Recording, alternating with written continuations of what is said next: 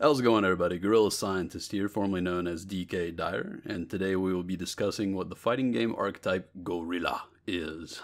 We will also be clarifying certain traits that don't always apply to the archetype and lead to confusion as to what characters truly fit this archetype. According to glossary.infill.net, a gorilla is a character who wants to get in your face by whatever means necessary and starts swinging wildly. Gorillas can be very fun to play, but also very frustrating to play against. This is often the same game plan as Rushdown, a style of play that focuses on getting close to your opponent and relentlessly attacking them until they die. It's kind of the opposite of zoning. The ultimate Rushdown character is a gorilla, but hopefully not too many games end up at that extreme. You can think of a gorilla as an extreme subcategory of the Rushdown archetype. But let's analyze the traits of a gorilla a little further.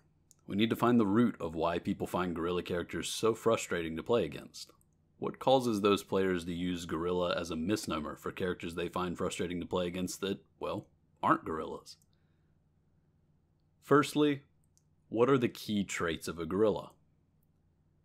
High amounts of pressure, such as good frame data, mix-ups, and distance closing.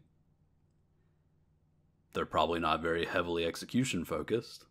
They probably have mostly simple inputs and easier combos and block strings. And there's definitely no patience needed. Offense is the best defense, and sometimes they have armored moves. So, why is that frustrating to play against?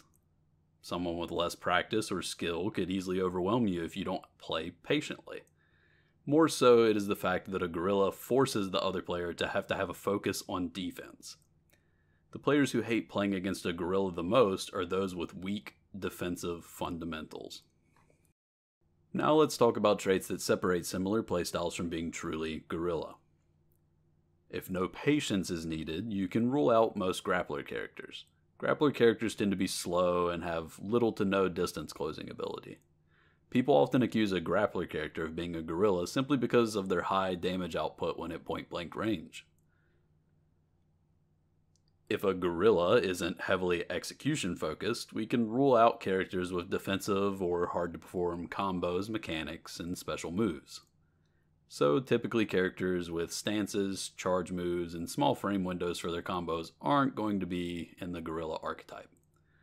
This especially applies to characters who have more than one of these executional drawbacks. If a gorilla has high amounts of pressure, they most likely don't have bad frame data either.